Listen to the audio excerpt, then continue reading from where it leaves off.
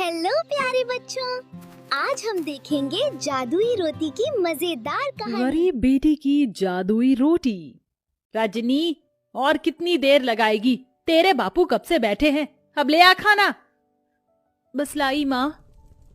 रजनी को खाना लाता देखकर पिता किशन ने मुस्कुराहट से पूछा, अरे आज मेरी बिटिया ने क्या क्या बनाया है?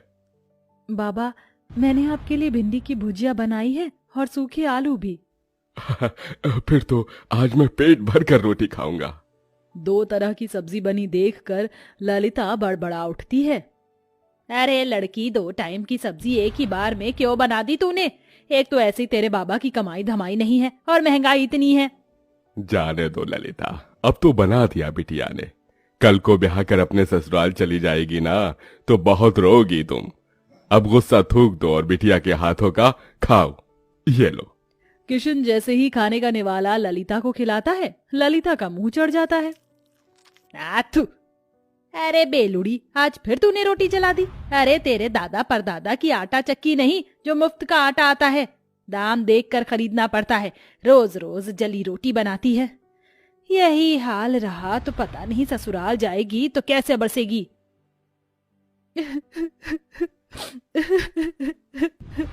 अरे बिटिया, तू रो क्यों रही है? तेरी माँ तेरे भले के लिए ही कह रही है ना।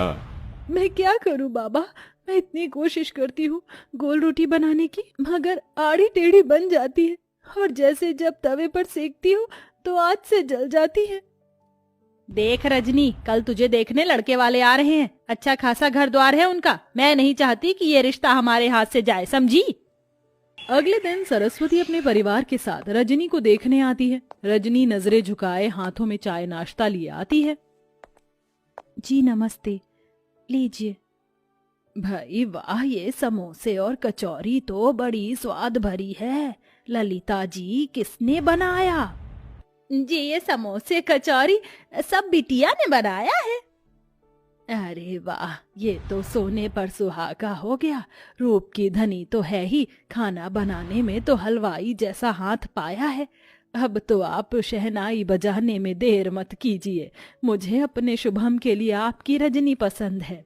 लड़के वालों के जाते ही किशन ने कहा, क्या जरूरत थी भाग्यवान उनको झूठ बोलने की, और इससे तो एक रोटी तक नहीं बनती। अगर सच बोल देती ना तो वो लोग रिश्ता तोड़कर चले जाते, और इस तरह से इसका रिश्ता कहीं नहीं लगेगा। सारी जिंदगी कुंवारी बैठी रहेगी। अगर तुम्हारे पास लाखों का दहेज देने को हो तो ढूंढ लो नौकर चाकर वाला घर। अरे शादी के बाद ससुराल जाएगी तो धीरे धीरे सीख जाएगी। थोड़े दिन में रजनी ब्याह कर ससुराल आती है, जहाँ जेठानी चंद्रलेखा हुक्म चलाते हुए बोली, देवरानी जी, तुम पहली रसोई में मटर पनीर की सब्जी, छोले और मीठे में खीर बनाना, और पूरी की जगह पर रोटी बनाना। वो क्या है ना, हम सब रोटी खाने के शौकीन हैं। ये सुनकर गरीब रजनी दुविधा में आ जाती है और जैसे तैसे पहली रसोई की रीत निभाकर सबको परोसती है। रोटी का जला हाल देखकर सरस्वती ने कहा, रजनी बहू, ये कैसी जली पकी रोटी बनाई है? भट्टी में सेक कर लाई है क्या? वही तो माँ जी, ऐसी कोयले से काली रोटी तो कुत्ता भी ना खाए। अरे मैं तो गरीब घर की ये देख कर उठा लाई थी कि गरीब की बेटी को सुखी घर परिवार मिल जाएगा। जा चंद्रलेखा बहू, तू रोटी बना ला, क्योंकि इस गरीब की बेटी की तो बस की नहीं है एक रोटी भी बनाना। और तू मेरी गरीब बहू, जा जाकर इस रोटी को बाहर फेंक दे। सास से जली कटी सुनकर रजनी रोटी लेकर बाहर चली आई। मैं इस रोटी को फेंकूंगी नहीं, क्योंकि अन्न की बर्बादी होगी। किसी जरूरतमंद को दे देती हूँ। आपको मजा आ रहा है तो चैनल को लाइक और सब्सक्राइब कर लो, और हाँ, आगे देखो। तभी एक उम्रदार बुढ़िया उसके पास चलकर आई। बेटी, रोटी खिला दो, बहुत भूखी हूँ। ये लो अम्मा, क्षमा करना, रोटी जरा जली हुई है और मेरे पास कोई सब्जी भी नहीं। मेरी पोटली में गुड़ है, उससे खा लूंगी। बुढ़िया हबड़ हबड़ कर रोटी खाने लगती है। तभी रजनी का परेशान चेहरा देखकर वो पूछती है, बेटिया, तुम परेशान क्यों हो? अम्मा, मेरी लाख कोशिश करने के बाद भी मुझसे गोल और अच्छी रोटी नहीं बनती। मेरी जेठानी अच्छा खाना बनाती है, इसलिए रसोई पर एक अकेली उनका अधिकार जमा है।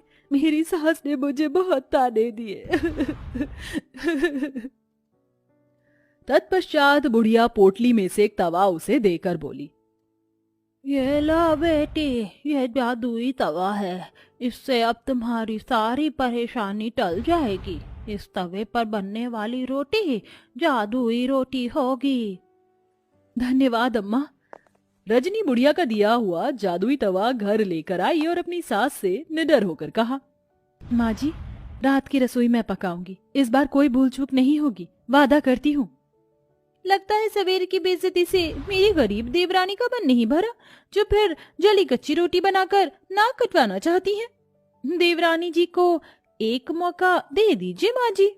ठीक है, मगर इस बार की रोटी भी तूने जली बुरी बनाई तो मैं तुझे कतई माफ नहीं करूंगी मेरी गरीब बहू।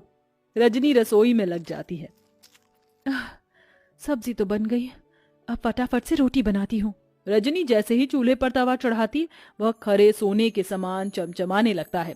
वह टेढ़ी मेढ़ी रोटी बेलकर तवे पर जैसे ही डालती है, रोटी जादू से एकदम गोल आकार की बन जाती है। अरे वाह, पहली बार मेरी रोटी एकदम गोल और प्यारी बनी है। मेरी जादुई रोटी, मैं चाहती हूँ कि तुम एकदम फूली बन जाओ।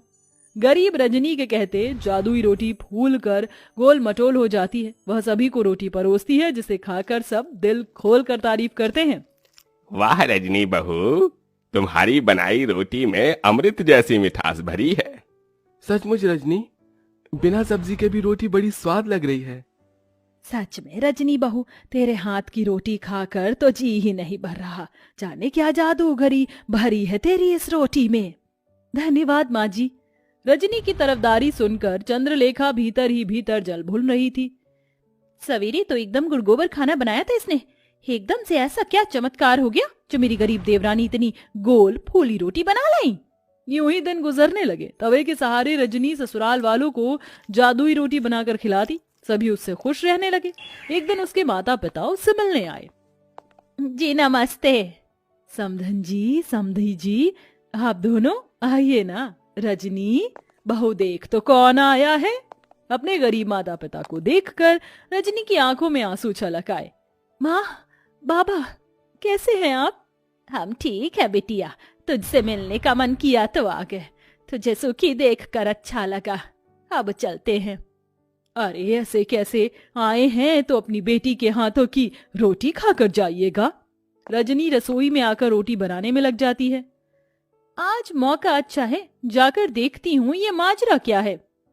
चंद्रलेखा बहू, कहाँ चल दी? जाकर हल्दीराम से मिठाई समोसे ले आओ। जी माँ जी। इस गरीब देवरानी की किस्मत इतनी अच्छी है, आज भी बच गई। रजनी फट से अम्मा का दिया हुआ जादुई तवा चढ़ाती है। वह चमचमा उठता है। रजनी बेली हुई रोटी तवे पर डालकर कहती है, ऐ मेरी जादुई रोटी, खूब फूलो फलो। ये कहते ही चमत्कार से जादुई रोटी तवे पर फुदक फुदक कर फूल जाती है। तभी माँ ललिता रसोई में आ जाती है। माँ, तुमने मेरी जान निकाल दी। अरे वाह रजनी, तू तो बड़ी अच्छी रोटी बनाने लगी। तभी जादुई रोटी खुद पर इतराई और कहा, वो तो बनी ही थी, हम जादुई रोटी जो है। ये रोटी बोल रही है? हाँ माँ, क्योंकि ये सब जादुई अनोखी रोटी है। रजनी अपनी माँ को बूढ़ी अम्मा के बारे में सब बताती है, जिसे रसोई के बाहर कान लगाए खड़ी उसकी जेठानी चंद्रलेखा सुन लेती है। अच्छा जी, मेरी गरीब देवरानी की बनाई रोटी जादुई है, अब तो इसका पर्दाफाश मैं करूंगी। हाँ।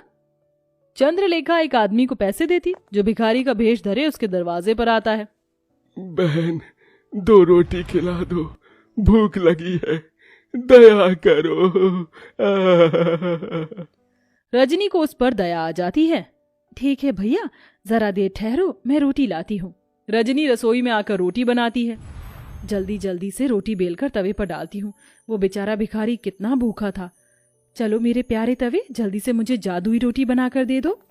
इतने में चंद्रलेखा सरस्वती को लेकर रसोई में आ जाती है, जहाँ बेलन खुद ही चल रहा था और जादुई रोटी अपने आप ही बन रही थी। देखा सासू माँ, मेरी ये गरीब देवरानी जादूगरी जानती है। पता नहीं क्या टोना टोटका कर रही है, जो रोटी खुद ही बन रही है। नहीं नहीं माँ जी, जेठानी जी मुझ पर झूठा दोष लगा रही है, ये सच नहीं है। अरे मैं जो आंखों देखी देखूंगी उसे ही तो सच मानूंगी ना। रजनी बहू तू डायन तो नहीं? नहीं माँ जी। अपनी सच्चाई का सबूत देते हुए रजनी जादुई रोटी और तवे के बारे में सब बता देती है, जिससे दूध का दूध पानी का पानी हो जाता है। इसके साथ तवे का जादू भी चला जाता है। चंद्रलेखा बहू, तुमने जलन और बैर में रजनी बहू को गलत दिखाया, और रजनी बहू तो क्या हुआ जो इस तवे का जादू चला गया। अब तुम्हें रोटी बनाना तुम्हारी सास सिखाएगी। माँ जी। रजनी रोते हुए अपनी सास के गले लग जाती है और बड़े चाव से ना केवल रोटी बनाना बल्कि सब कुछ बनाना सीख आज लेती हमने है। ये सीखा कि कला होना बुरा नहीं होता, बल्कि दिल से अच्छा होना चाहिए।